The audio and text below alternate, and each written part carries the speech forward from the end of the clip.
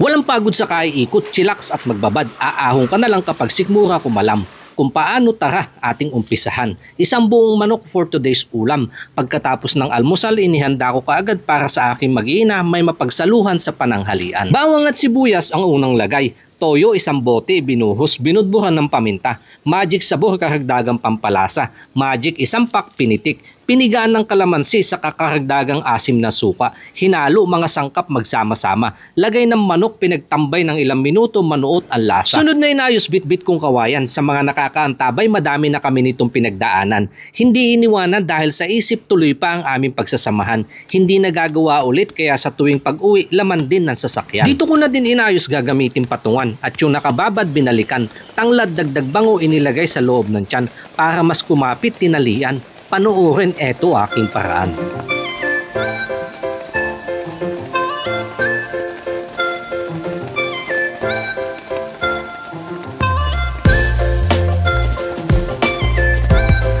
Sigurado na ang kapit kaya ang sunod sa propeller ay kinabit. Nilagyan ng screw upang sumabay sa pagpihit. Sa kabit-bit salang sa patungan hindi dumulas, masigurado ang pagkakaipit. Maganda na ang ikot kaya baga sunod na sinilaban. Lagay sa ilalim, distansya sa tantyang 3 oras na ihawan. At yung pinagbabahan ginamit na pangpahid, magbigay ng kulay at tuloy-tuloy na pasarapan. Iniwanan agos ang bahalang tumapos sa mahabang ikutan. Saka diretso palamig sa katawan. At sabi nga ng mga tao noong nakaraan, walang matututunan, puro katamaran. Mga taong sagad na ang kalaman. Kaya pag-angat sa buhay, wala ka nang aasahan.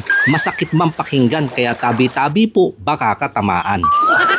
Tingin ko ayos na to. Ganda ho ng kanyang pagkakaluto. Ang bango pa. Hindi man nakisama ang panahon dahil walang tigil sa pag-ambon. Pero hindi ito hadlang upang pagkasabik sa isang bagay may sakatuparan. Maibsan kalam ng sikmura, may kasagutan. Tignan nga natin kung luto ang loob. Yan po. Napaka-juicy. Toyo, kalamansi, at saka sili. Grabe. Ang lasa.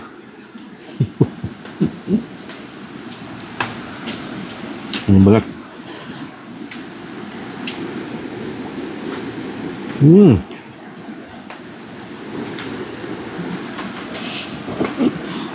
Sulit to yung paghihintay sa pag-ihaw. Wala na masyadong pagod kasi yung ilog na nagpaikot.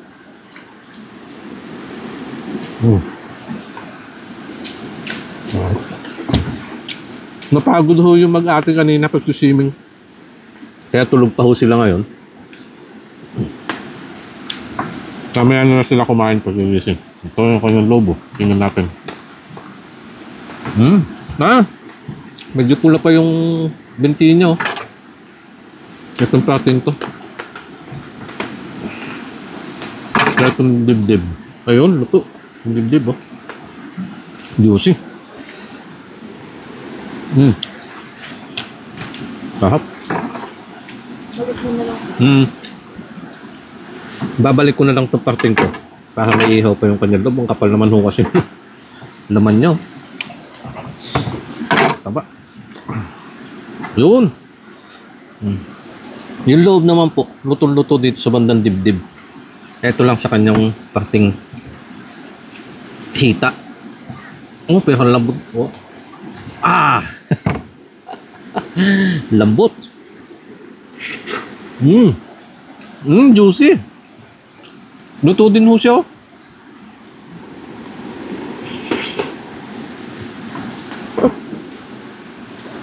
Sarap. Tumutulo ho yung kanyang hatas.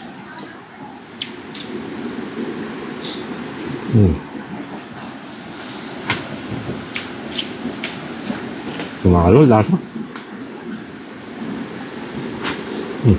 Ayan na. Naugutom na din ho yung aking taga-camera. Kaya sasabay na ho kami kumain. Bama, ito yung ating lechong manok na pinaikot ng ilog. Sarap.